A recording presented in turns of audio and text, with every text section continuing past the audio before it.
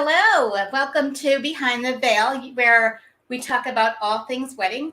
My name is Marcy Guttenberg. I am your co-host. Keith Willard will be joining us in just a few minutes. He is our host, and he's just having some little difficulties today, so we're going to try to get him on in just a little bit. Today we have a great show for you. We have Laura Ashley. Laura is a chef with Laura Ashley Catering, and I'm going to bring her on. And she is going to tell us a little bit about what she does for a living. So, hi, Laura. How are you today? Hi, Marcy. Hi, everyone. How are you?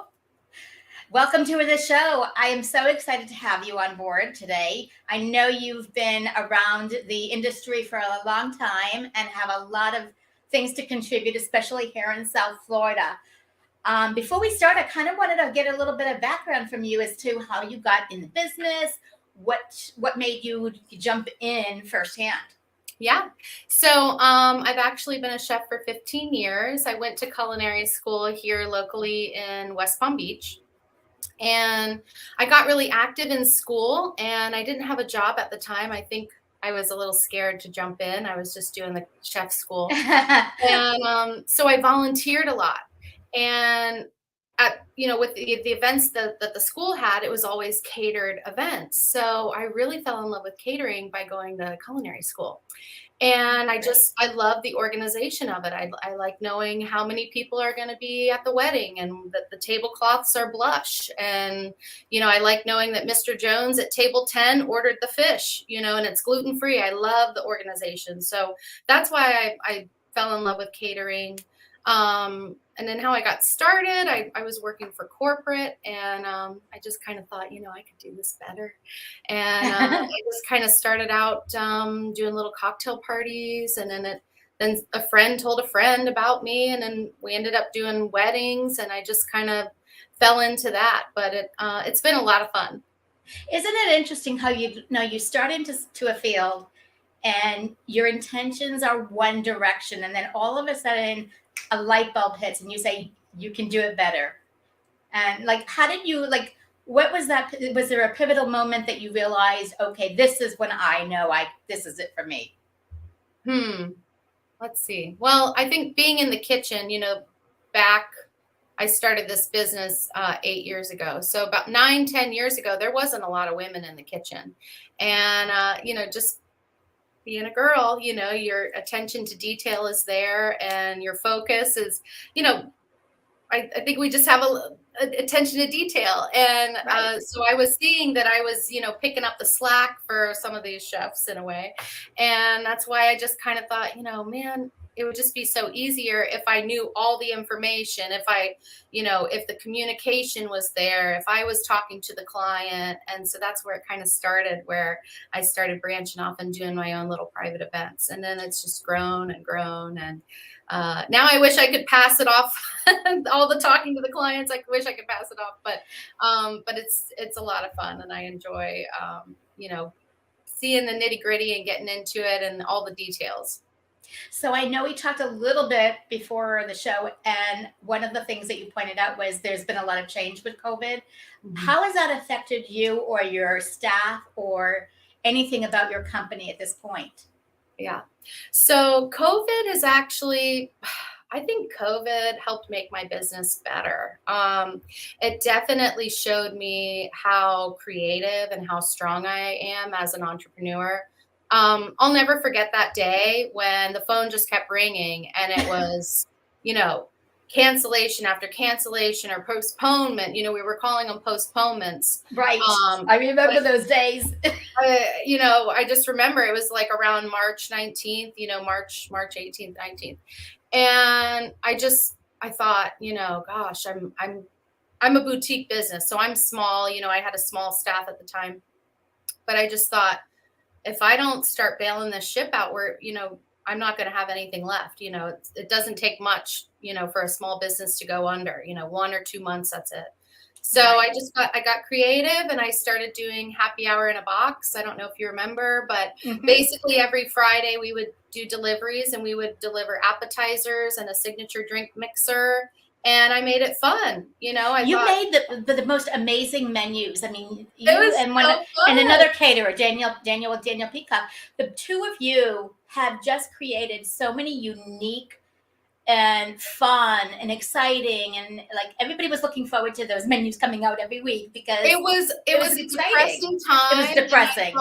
And I just thought the party has to keep going, you know, just because everything's canceled, you know, now people are stuck in their homes and we got to give them some, you know, I just kept thinking about all the moms with the little kids, you know, with nothing to do. And so I just wanted the party to keep going, just on a much smaller scale. And it kept me from losing my mind. And it was just a to lot stay of busy, fun. or was it just because you were staying busy and you were doing something? Oh, I worked all through COVID. I didn't stop because I didn't have a choice, you know. But I think that's what got me through was just, you know, head down, focused, working. And my creativity really came out because now, you know, I was doing delivery, which, you know, I mean, is so different. All the little packages and, you know, all the labels. I had to learn how to become like a graphic designer to put out these menus. I had to, you know, translate to everybody what my idea was in a box, you know. Exactly. So it was a lot of fun. COVID actually, I think, helped my business. So I don't hate COVID. It showed me how strong I was. You embraced the situation and made it stronger for your business, which is great. I love that. I mean, I kind of feel like I'm in the same boat as you. I think we just decided that, you know what, rather than get depressed and everything, learn from it. I mean, I'm sure for you, you also had some opportunity to like push yourself to get ahead of the ball, so to speak. Because I know like this is like we talked about the first year. This is the first year that we're dealing, not necessarily that we don't have COVID anymore, but we don't have like the major restrictions that we did have. And a lot of the fear, you know, people are ready to get back out there. And, you know, like I mentioned, corporate's back, baby, you know, everybody's having a holiday party this year. So this is going to be our first season going full steam ahead, you know, as to what it could have been like 2 years ago. So I'm excited. So speaking of holidays, so I know that we've got Labor Day coming up, the Jewish holidays, and then Thanksgiving, and then Christmas. Yeah. Right? So how far out should somebody be planning to book when they're booking a holiday versus a private event? That's a great question. So what I like to tell my clients, if you're having an event on a Saturday, for instance, there's only 4 Saturdays a month, and there's only so many vendors and professionals to go around. So if you think you want to have a holiday party in you know, peak season down here in South Florida, you need to start planning now. So I would I'm booking. My December calendar is looking pretty full right now. So I think the sooner the better. Just to lock in your main people, like your caterer, your DJ, those types of things. Rentals and flowers, you know, you can wait a little longer, but your main vendors you want to lock in as soon as you know you're having the party. Right. Right. And what about like actual Thanksgiving and actual Christmas or Christmas Eve? Do you do those events, or do you allow your staff to stay off on those days? So the only day we work all the time. We work every day. But the only day that I really like to take off is Christmas Day. I find that like Thanksgiving, for instance, you know, as a caterer, yes, we'll go out and do Thanksgiving, but typically it's only like 10 people, 12 people. You know, people just don't have big groups on those high holidays. So it's usually more intimate. So I just find that, you know, on Christmas or Thanksgiving, it's easier to give the staff who wants off, give them off. And then the staff, you know, you're always going to have your workaholics that want to work every holiday. But we'll book a few things. I personally like to take off for Christmas. I'll work on Thanksgiving. So, yeah, we just work around our staff. But there's always some people that are going to want to work. And then there's always some that want the time off with their family. Right. Is there something exciting on the horizon as far as maybe some trends or anything in that realm for like private events whether it's for a wedding, a bar mitzvah, anything, any kind of things that you're seeing that is really an interesting take, or maybe even a dietary situation that seems to be coming out a lot more. Yeah. So everybody's gluten-free. We've actually kind of switched our kitchen over to being gluten-free. There's so many great alternatives. Wow. Yeah, nobody really knows the difference, quite honestly. So it's true. I mean, gluten-free flour tastes just like regular flour. So we bread with gluten-free panko, and we use gluten-free flour. So people like that. It makes you feel less bloated, I find. So gluten-free is a huge trend that's going forward. I think a lot of people are still really getting into the plant-based alternative, ingredients. I think people are just more health conscious, and they're looking for a little less meat, which is fine by me. I love being creative. We've gotten some requests lately to do all vegan weddings, which is fun. I get to go back to the drawing board and make some fun menus. So that's fun. I think craft cocktails, that's going to be something that we keep seeing a trend in, wacky ingredients. I'm really big into prickly pear right now. I don't know if anybody knows what a prickly pear tastes like, but I'm really big into prickly pear. I also love fun, unique garnishes. My business, we have a real whimsical approach to food. We really try to make it a party on a plate, so to speak. Lots of fun garnishes, lots of unique craft cocktails, stations. I think we're getting away from the buffet, and we're really focusing it on a unique station at an event. So what my company does, like a hot wok station, which is noodles and orange chicken, and the woks are steaming. And so we do a lot of fun stations, bringing a whole experience to the event. And those are typically manned stations by a chef or a server. Okay.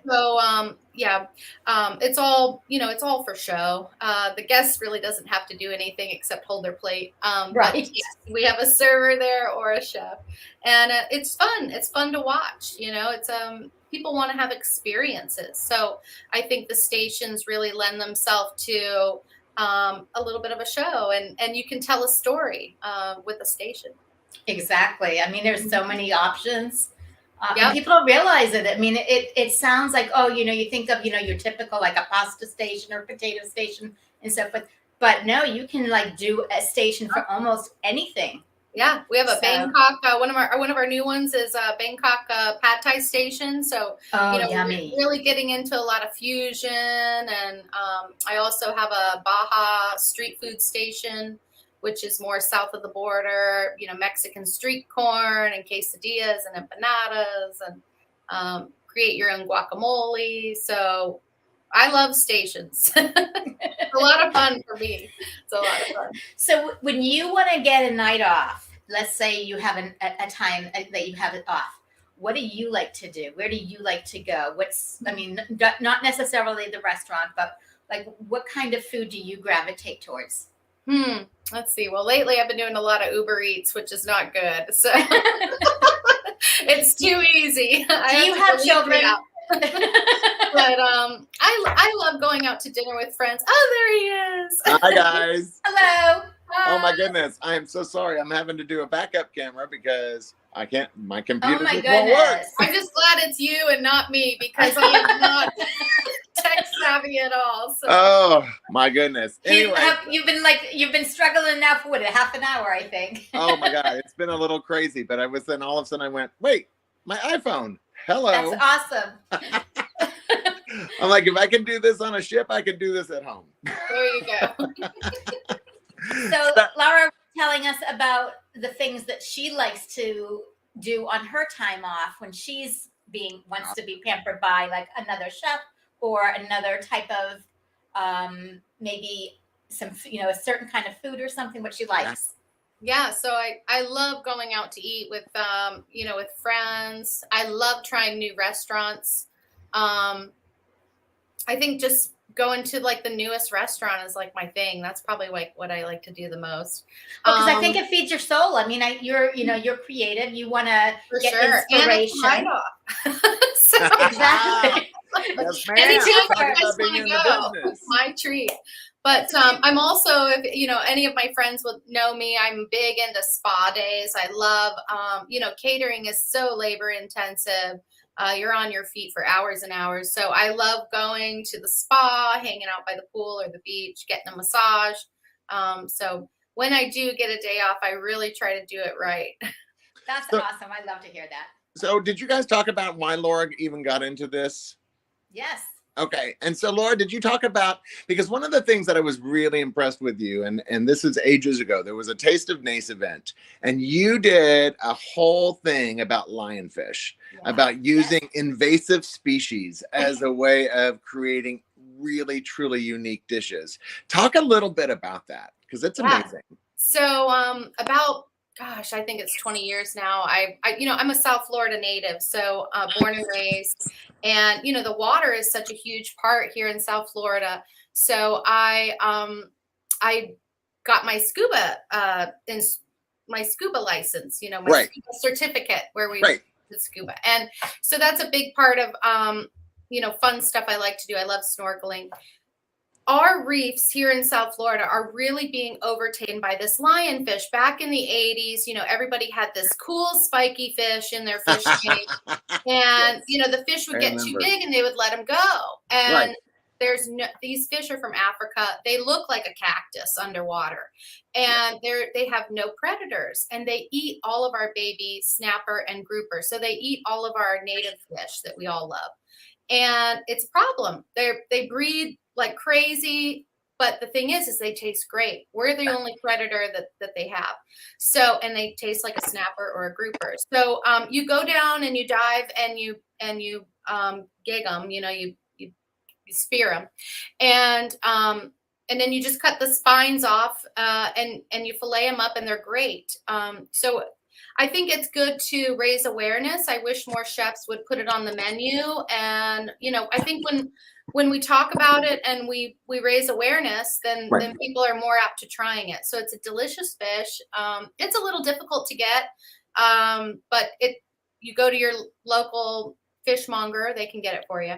And now the great thing is after talking about it for a couple of years, there's a couple restaurants that have actually come out. There's Firefin and PGA that's going to open soon. And then there's Lionfish in Del Rey.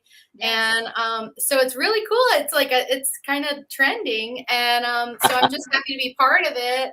And I'm happy to talk about lionfish. I love educating people. Anytime I go to a networking event or an event where we need to do like a small bite, I try to bring the lionfish because people just need to be aware of what's happening in our South Florida waters. It's funny you say about lionfish in Del Rey, because when I saw it, that was the first thing I thought of was your event, when you did your station. Yep, I talked about it first. Well, and so you're a trendsetter. I mean, think about that. You're definitely a trendsetter. When you start going, so obviously COVID changed the world that we live in, obviously. And you started going into more and more of these backyard events. I'm assuming that you got all of a sudden inundated with people who are like, oh my God, save my wedding for me. Venues were closed. Yeah. Right. So what are some of the things that you wish that couples would keep in mind before saying, hey, we're going to do a backyard event and we want you to come and serve, a plated dinner for 200 people. Not that I've asked you to do that or anything. Well, let me just say, I love a backyard event. I think there's a lot of pros and there's some cons. One thing I wish people knew about a backyard event is that it's not necessarily cheaper. Okay. Yeah. Sometimes it's a little more expensive. Yes. And you have to think of it this way. We are building you a venue in one day or a couple days, and then we're taking it down. We're bringing everything in from the tenting to the flooring to the lighting. That's something you're going to already have at a venue. But the good thing about having a backyard event is that you get to customize everything, and it's really built to your specs and your design. Right. So one of the great things I love about a backyard event is you get a couple days to set up. I love a good preset. So I love it when the tent arrives on Wednesday, the rentals arrive on Thursday. I get to be out there all day on Friday, Right. tweaking and moving. And, so I love a good preset. So that's really great. And then, then the couple, they get to enjoy this tent and all this stuff they've rented for a few days. So, as you know, Keith, we have an event coming up where they're going to be doing the rehearsal dinner there that night. They're going to be doing the wedding the next day and then a brunch the next day. So you get a lot of bang for your buck. It's true. As far as having multiple events in the backyard. So it works out great. The cons to having a backyard event is, you got to think about the logistics of your home and what your home is capable of. If you only have one bathroom, we can't have 100 people, know, exactly. If you don't have any backyard lighting, you're going to need to get some. If you don't, you just want to think about your home and the logistics. Listen to the vendors, listen to the people that you're hiring, and they'll guide you. But I think, there's definitely more pros than cons, and you really get to design an event that you love, and you get to have these memories forever in your backyard, which is really special. Well, and I find it really interesting because the couple that we're actually talking about, they're using this as a kind of a kick in the pants to get their backyard put together. A lot of people. So they're like, we really need to do everything we can. But, power always seems to be a major issue when it comes to catering, right? Yeah. And so, if you're out there and you're thinking about doing a backyard event, keep in mind that you're probably going to need to bring in a generator of some sort. Mm-hmm. Those 2 outlets that you find in the garage aren't going to be enough. Yeah. Ever. Yeah. Right. So, rental companies, a lot of the cooking equipment runs on propane. The great thing about hiring a caterer is, someone like me who's boutique, I'm gonna build a menu for you that works. We're not gonna be doing something that doesn't make sense. Like I don't know, I can't even think of it now. But we're gonna build a menu that works really, really well for where we are. So you get to be flexible. But you want to think about water. You want to think about power. You want to think about your neighbors and think about where your septic tank is. And parking too. So we, usually we have a little bit of an issue with parking, but in the day of Uber, it's great. Yeah. You can just request that guests Uber. You also want to think about music. If you have an HOA, you want to run it by them. If you live in a small town near the ocean, you might want to call the local police department and just let them know, hey, we're having an event. Yeah, we've all been there. Permitting issue, permitting and so forth. Mm-hmm. And also a remote kitchen. I mean, you're going to need a remote kitchen for your chef. Oh, for sure. Yeah. So I bring all that.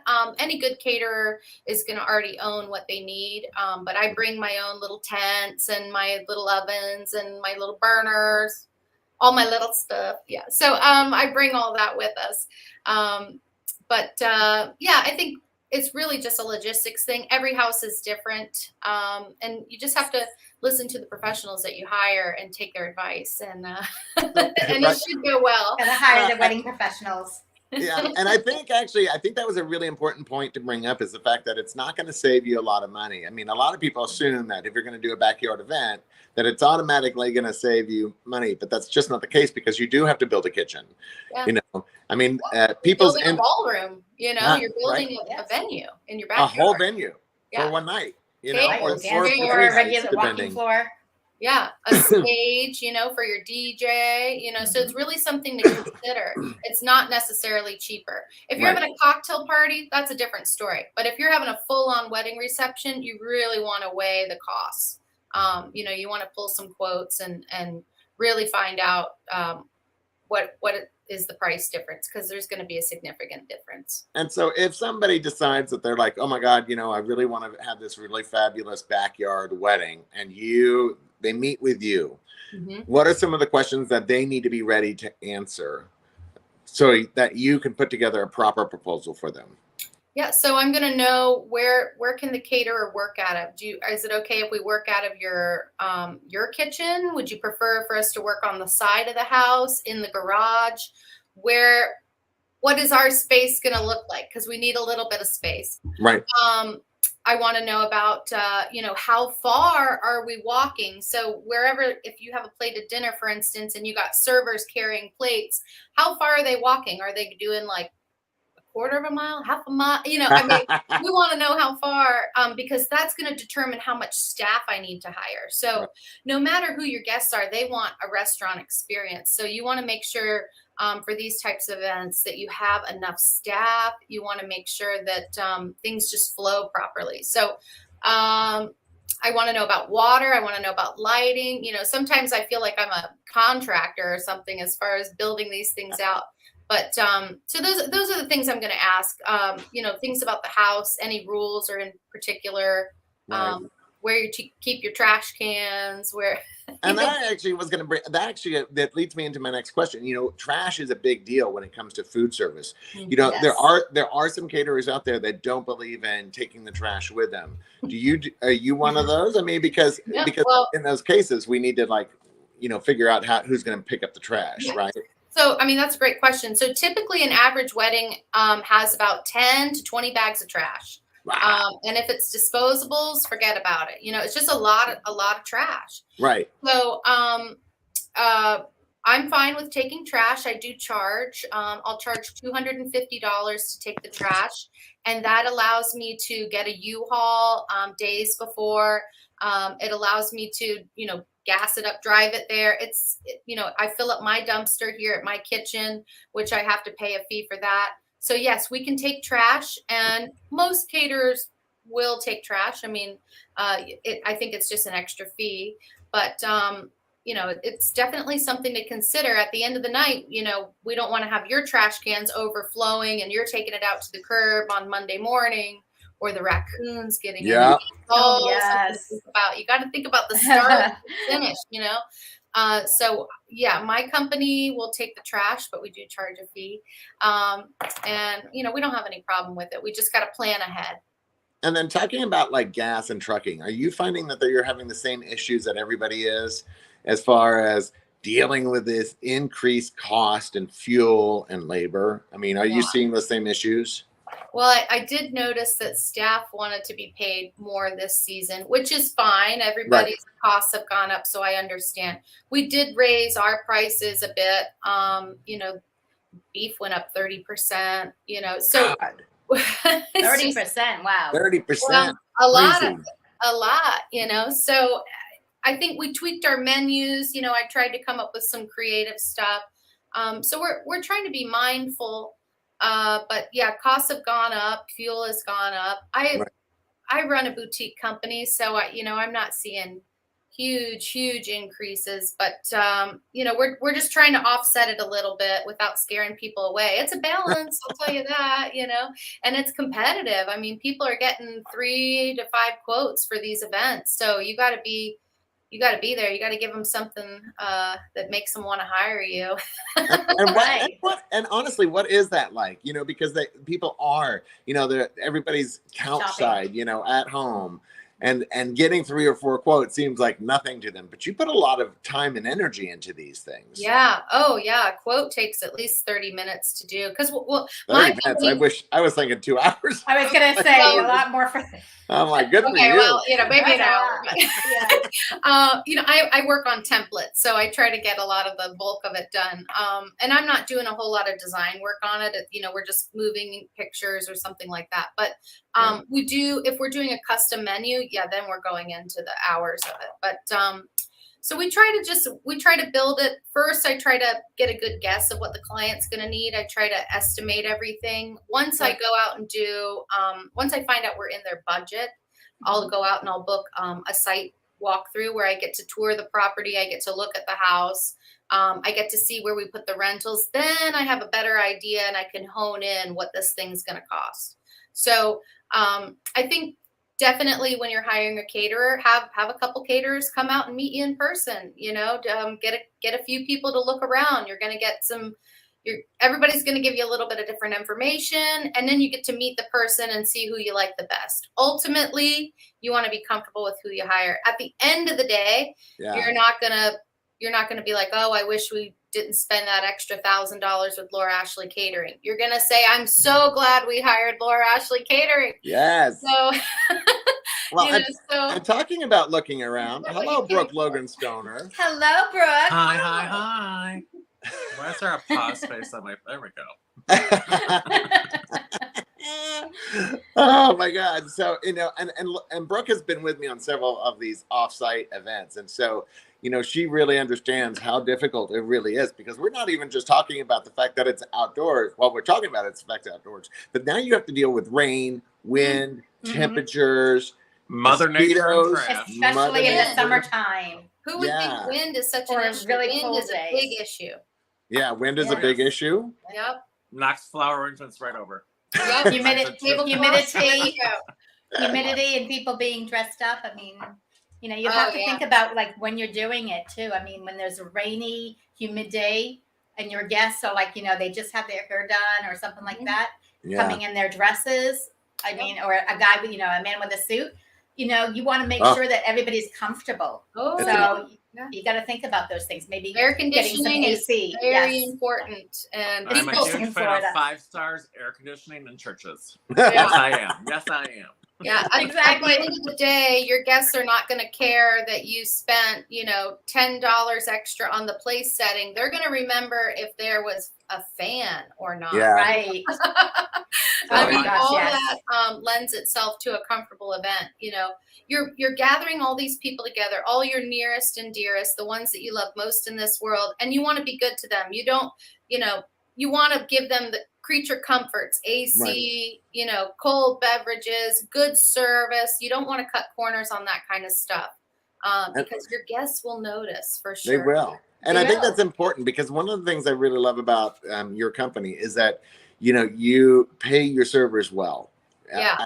Right off the bat, you pay the servers well, and you make sure, and you add in there, like, look, if you want to add an additional gratuity, this is totally up to you. If you feel like people did a really good job, then please, we're thrilled to be able to spread that amongst the people, amongst our staff. But I'm going to go back to your creative piece, because we did a tasting with you recently, and you did this watermelon poke bowl that just blew my mind.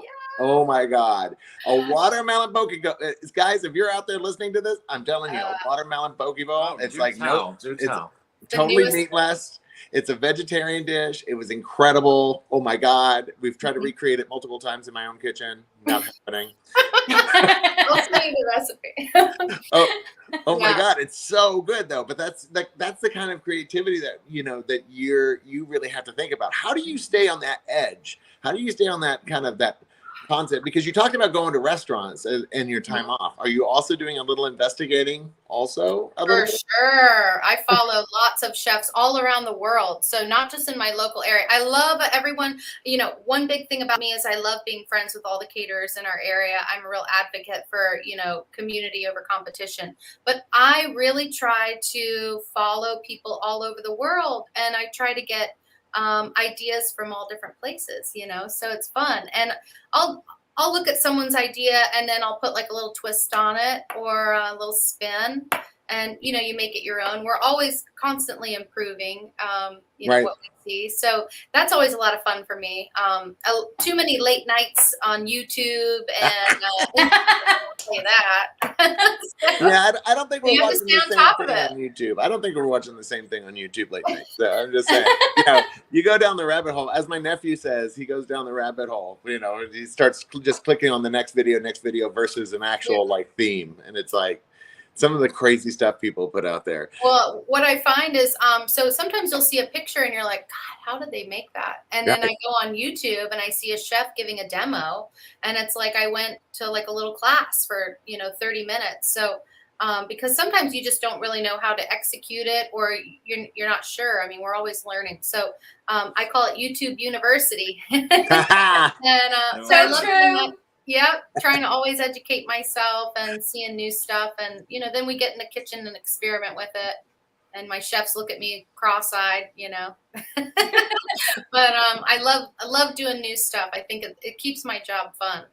So how did you, like, when you first started the company, what was the biggest learning curve that you felt like, wow, I really didn't know that this was a thing when you first started? Like, for other people that are starting business. For me, the learning curve really was about accounting. Like, learning how to do accounting was a nightmare because I'm a creative type, Yeah. Oh my I don't God, I know. remember. I can draw you a picture of a computer, but turn one on, forget about it.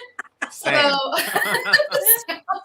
But I'm I good at think makeup. Keith does the definitely rest. accounting. I think management, because this is the longest job I've ever had, you guys.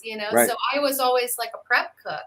And I moved around. I traveled a lot in my 20s. I worked at all different places around the US. And so I was always moving. So I never really got a whole lot of management training. Right. So I think management, making schedules, accounting. Yes.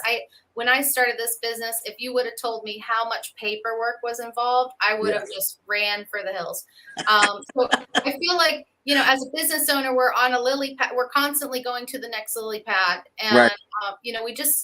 I can't tell you how many times I've sat at this computer and cried my eyes out because I couldn't figure something out, but you just have to persevere. And, it's at the end of the day, you're going to turn around and you're going to be like, wow, look how far I've come. Look what I've had to learn. Right.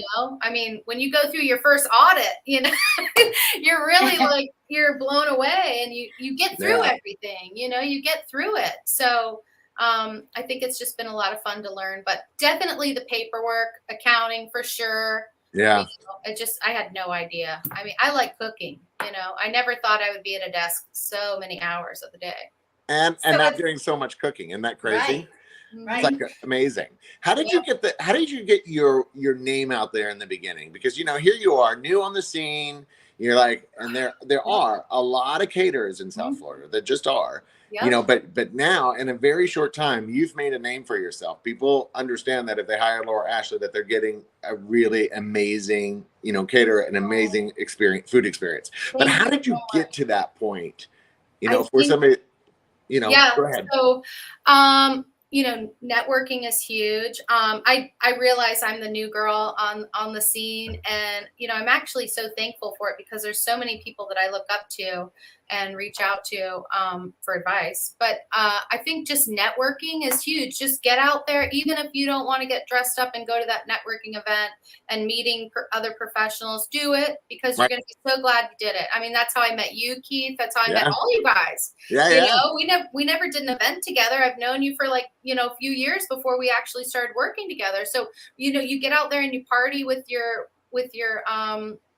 people in your industry, and I think that goes for anyone in any profession. But and it can even be a dental workshop. Anything. So definitely networking helps, and then I think too, not biting off more than I can chew. In my profession, being a chef, they say you're only as good as your last meal. So I think really when you get started with a career, you really have to put in a lot of work and effort. And you can't wing it. Don't bite off more than you can chew. Right. I still like to be very boutique. I really like to do 2 events a week, 3 events a week. That's it. That's my comfort zone.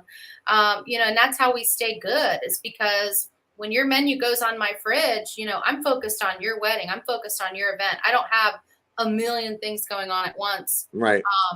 So when you hire Laura Ashley Catering, you're really hiring us for the whole damn week, That's how we can keep our quality and our standard.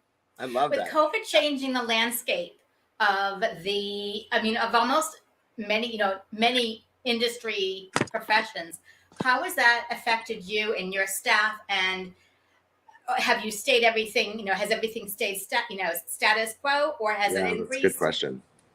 That's a good question. How have things changed since COVID? Well, I think people are, more conscious of sanitation for sure. I mean, we've always been sanitary and, done everything, but people are just more conscious. You're a sanitarian? What? Yeah, sanitarian. Yeah. And then let's see. I think, how else? I mean, I'm going to add that to my you list, by the way. Added staff? Has staff increased? Has that grown? I think the quality of our staff has improved. Sorry. I couldn't help myself. Sanitarian. It's like, sanitarian. Like, is that like sanitarian or sanitarian? Like, vegetarian, sanitarian, Episcopalian, Oh, there you go. Yeah. Uh, so yeah, I think definitely standards of, keeping everything clean and nice. So you put in more best practices and maybe tweaked some of the things that maybe you just didn't have time for before, but like you've gone back and like really fine tuned things. Oh, that's interesting. Yeah. I mean, well, we've always kind of been really clean. Thank God. Yes. Yeah, food industry, you should. Yeah, food industry. Maybe paperwork streamlined or anything like that. It's like, no. I think COVID just kind of just opened my eyes as to, that in the blink of an eye, anything can change, so just be prepared, for the next thing that's going to come along. But as far as practices, it really hasn't changed too much. I think we're back to normal, as far as what we were doing before. Right. I think we're a little more cautious. We're definitely more cautious. I agree with that. But, we've always been really clean. Well, okay, I'm going to ask a really random question, and this is just for my own curiosity. How did you even find a kitchen to cook out of? I mean, when you first started, were you cooking out of your home, or did you go right into a professional kitchen? Yeah, so I think I did like maybe 2 cocktail parties for like 30 people where I cooked it out of my home. This was before it was really before I even knew that you couldn't cook out of your home. So then when I found out, about general liability and all that stuff, I started looking for a kitchen. So it all kind of worked out, It did, right? The universe, if it's meant to be and it's your destiny, it's just going to work out. So I was shopping at a purveyor one day, and I looked on their cork board and I saw, commercial kitchen for rent, and it was by the hour, which was perfect because I didn't need a whole lot of hours. Right. So that lady, she's wonderful, and she just helped me and guided me. It's Our Kachina in Boynton, and it's a great place to start your business if you're looking to get started in food service. But I was just, my hand was held the whole way, and it was really it was God that helped me, So I started Our Kachina. It was an hour kitchen. Now they're very popular. There's a lot of commercial kitchens where you can rent by the hour. Right. That's really get cool. Started. That's amazing because, a lot of people, when they think about caterers, I don't think people really realize that there are companies out there that do it by the hour.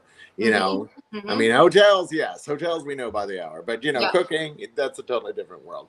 But and I think that also having somebody that will hold your hand, and this is one of the things I love about the event industry, is that we really are about helping others succeed in our own community.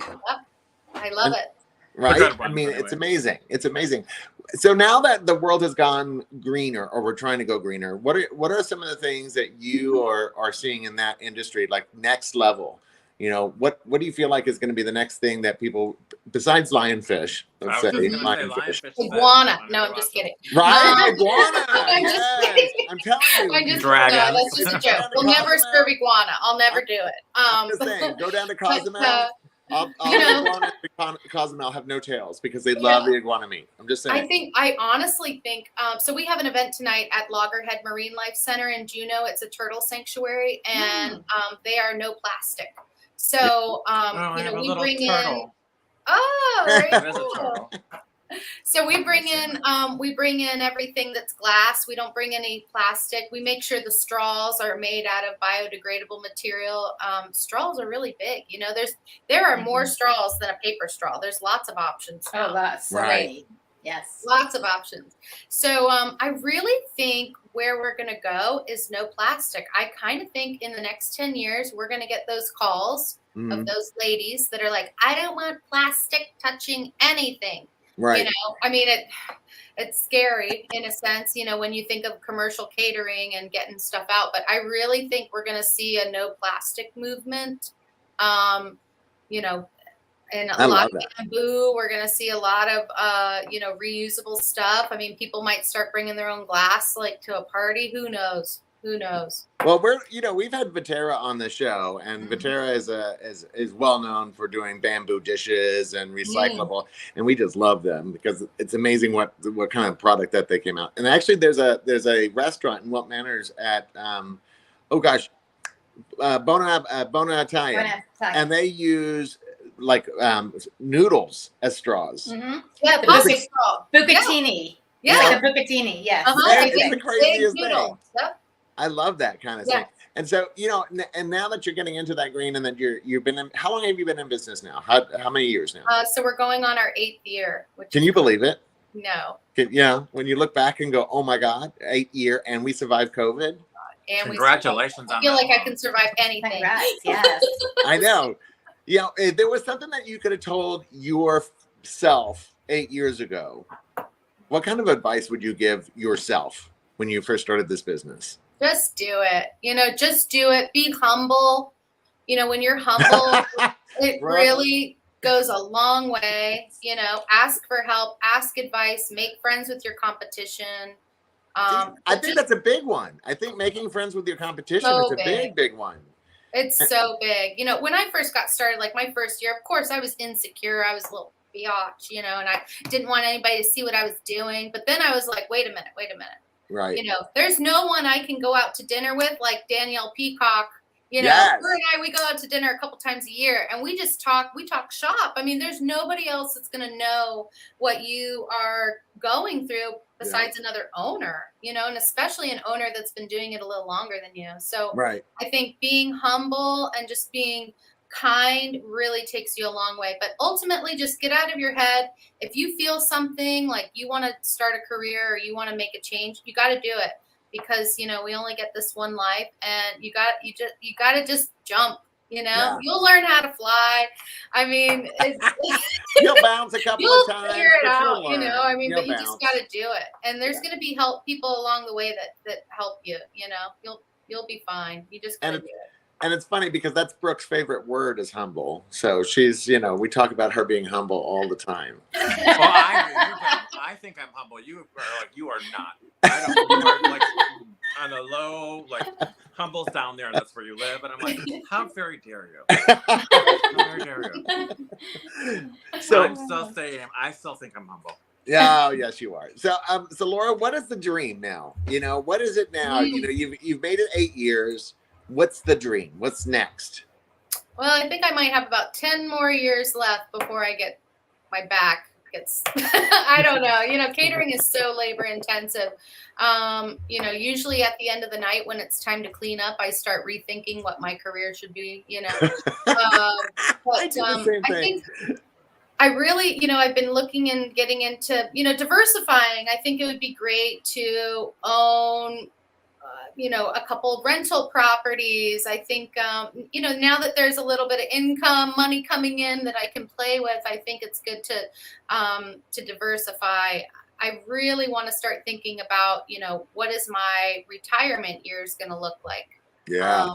You know, we've all seen those caterers that are working till they're like 75, and I just don't want to do that, you know. So I really am starting to think about like you know, an exit strategy in a way, as Tony Robbins would say. So you know, maybe I'll be scooping ice cream in Vero Beach, you know, across from the ocean, you know, in 15 years. But you know, might own a little breakfast place, breakfast and lunch. Mm-hmm. Well, because we had Bill Hansen on a bit ago, and it was crazy, like to think about where they first started, and now he has multiple properties that they own that are their rental places that people go to host their weddings there, and now it's changed because now he can build kitchens at his own property and have it as a Bill Hansen catering. Is that kind of the same thing that you're talking about? I've definitely thought about opening a venue. I think that would be a slam dunk. You know, it's just coming up with $1 million to do it. But I've definitely thought about that. So if we have any investors watching right now. Yes, exactly. I mean, I'll manage it for you, whatever you want, you know. So South Florida definitely could use more venues. There's plenty in Miami, but it doesn't seem to be enough in like the West Palm area. I really think West Palm is blowing up. You know, all of New York and all of LA want to move here. That's amazing, right? Yeah, it's amazing. Well, so and maybe a venue might be on the horizon. Oh, I love that. But I'm going to go back to the fact that, you know, you only do 1, 2, or 3 events a week. And I think that's really unique as far as it comes to caterers, because, you know, the dream for most caterers is, oh, I'm going to have an event every single day of the week. But I love the fact that you're still boutique thinking and go, you know, I want my events to be unique and special, and I want to be only focused on one thing at a time. Yeah. So, we have a full team here, and everybody gets, their full time, 40 hours plus. But my philosophy is that we all have to work, right? All of us have to have a job. Yeah. So you might as well like your job and really be able to focus on that and of what you love about it, and not drive to work every day just hating life. I mean, as soon as that happens, I'm out. I don't want to do it. So this is, like I said, this is the longest job I've ever had. But I think it's just really important quality. Are we going to get to a point where I need to take on a couple more events a week? Sure, no problem. Right. And we'll have the team there to do it. It's just a matter of building the systems. Right now, I'm just, I'm still like a little control freak, and I just don't want to, let go of all the reins. Even when my staff is at an event and I'm not there, I'm at home for the night, which doesn't happen often. But, I still am looking at the phone, waiting for people to text me. It's just, I'm still too, attached to it. Available. It's hard. This is my baby, and my customers and their experience are everything. So, I don't know. We might just always stay boutique. I have no idea. Yeah, it's funny because we've had business people on and they said, what kind of business do you really want to have? Do you want to be a manager of multiple people, or do you want to be really super involved?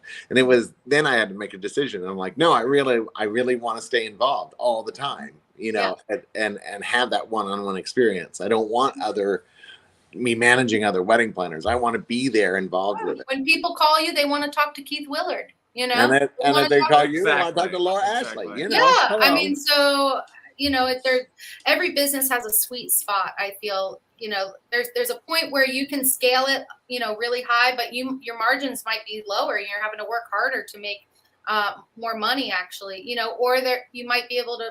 I feel like I'm kind of in my sweet spot. Yeah. I have my freedom, which is really important as an entrepreneur. I can look at the calendar 2 months from now and say, you know what, I might want to go on vacation on that day, Right. Or if I'm talking to a client and she turns out to sound like a Karen, I can say, ooh, that date is no longer available. Oh my God. It's freedom funny. is super important.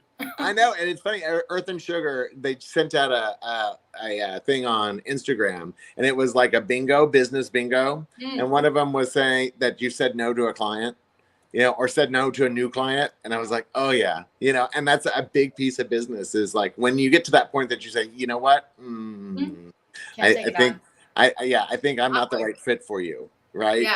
Yeah. And that's always the hard thing, because when you're at the beginning, you just like, oh my God, I need all the business I can possibly get. But then you realize it's not worth it. Well, that's where you learn. Don't be greedy, pigs get slaughtered. Don't be greedy, pigs get slaughtered. That's right. Yep. You develop your Take care of you in the first couple of years, for sure. So if people wanted to get a hold of you, how do they get a hold of you? What are your social media pieces? Yeah, so the best way to learn more about our business is to go on our website, www.lacaterspalmbeach.com, and you can request a quote. The quote request goes straight to my email. I look at the event and we try to build a good quote for you, based on the information that you give. We also do social media as far as Facebook and Instagram. I think Instagram is the most popular. So you can always shoot us a message. I might not check it for a couple days, but you can send us a message on Instagram. You should always email your vendors. Don't reach out to them on social media. Send an email. That's the best way. And I don't like texting.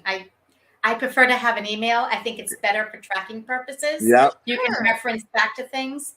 I mean, when you start having too many ways to get in touch with somebody, it becomes a little convoluted. So I would recommend staying neutral. And I think it's more professional. Email.